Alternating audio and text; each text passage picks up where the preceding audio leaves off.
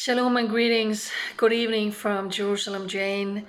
This is one of those not professional, up close and personal selfie videos with a little bit of light in my face because my TV is on, reading glasses is in my hair.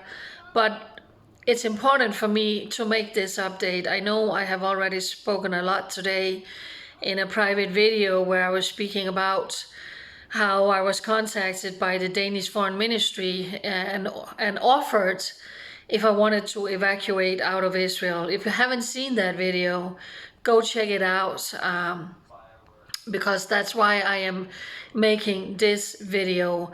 I want to thank you for your concerns, for your love, for your support, for your prayers for me during all the years, but also especially after making that video. I want to make something very, very clear. When I felt God spoke to me about coming here to Israel, it was all about Him and His will and His timing. To be in the center of His will, because that's where we are safe. That's where I want to be. And if everything has just been peachy and oh jolly golly, I would not be able to be here now and to go into a war. For those of you who have followed me know that I sure have had a lot on my plate with personal injuries and surgeries and accidents, and then all the horrendous terror attack that I have been reported about that has traumatized me deeply. But because of all of those things, I feel like where I am today is exactly where I'm supposed to be. When I arrived here, I knew that one day war is going to come to this country. With everything that's happening around Israel, we knew this was inevitable. And also, if we read the Bible, we know that hard times are going to come to the Holy Land. For that reason, it has not ever been up for discussion or debate or even a thought in the back of my head that I would run out of Israel in any way when hardship comes to this country. As a matter of fact, I have been encouraging people, come to Israel even if you can in a time of war, because that's where the Jewish people need you the most. I simply explained today in the video that I was offered to go to Denmark, but immediately I said, no, thank you, I'm not going.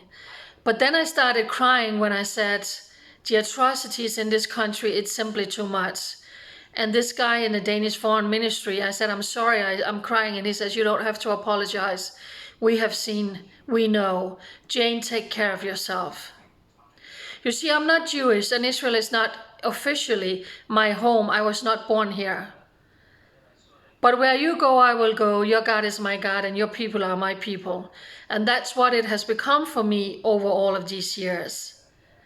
It's an honor and it's a privilege for me to be here today, to be that voice. Is it going to be tough? Absolutely. Is it going to be heartbreaking? For sure. Am I going to be even more traumatized and crying in some of my videos? You can count on it. But that's okay, because someone has to tell the truth and stand up for Israel for such a time as this. I'm not doing this because of me, but I'm doing this because God has called me here. So I also want to say, because I'm tired, I have a lot on my plate, and I'm still single, and I'm doing everything by myself, and I have been out numerous times shopping and hauling home while I'm trying to stay all of you updated about what's going on in this country. I have good people around me, and I have people also advising me. So I'm just going to say up front, there is a lot on my plate. I have a lot to deal with. And I have a lot of Arabs coming at me now with their horrendous lies and their hates towards Israel and towards me. And I have to use time to block them. What I don't have time for, and what also makes me sad, is probably well-meaning people around the world who thinks it's their job to give advice, to tell me whether to stay in Israel or to leave Israel. It's really none of your business, honestly. You don't know me, you never met me, you don't know what God has spoken to me.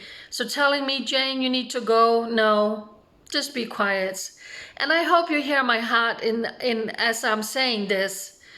If you want to help me or encourage me, I appreciate it very much. And like I have said, there's so many comments, I won't get around to all of them. And right now there's actually a red alert on my phone. But listen, friends, just sometimes just be quiet. Just sometimes be quiet and say, you know what, I never met Jane. I assume after all of these years, she knows what she's doing.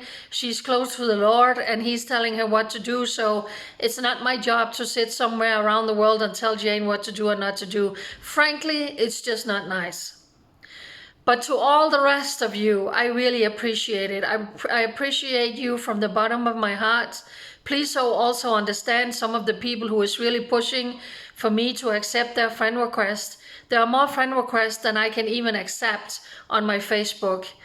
And whether you're friends or not, it doesn't matter, because you get the same information regarding friends and not. So there you have it. I just felt it was important for me to say this, and there we go, another red alert. I am here in Israel as long as God is telling me to do it, and I will be your girly boots on the ground. I will be the Gentile voice speaking up for Israel. Is it going to be hard? Yes. Am I afraid to die? Am I afraid of dying? Absolutely not. I'm in Jerusalem. It's a straight ticket up. I know where I'm going. So thank you for your love, for your concerns, for your prayers. Thank you to those of you who has donated on the GoFundMe page. As you know, I'm solely funded by donations the entire time I've been living here. So without you, I wouldn't even be here. God bless you. Good evening from Jerusalem, Jane.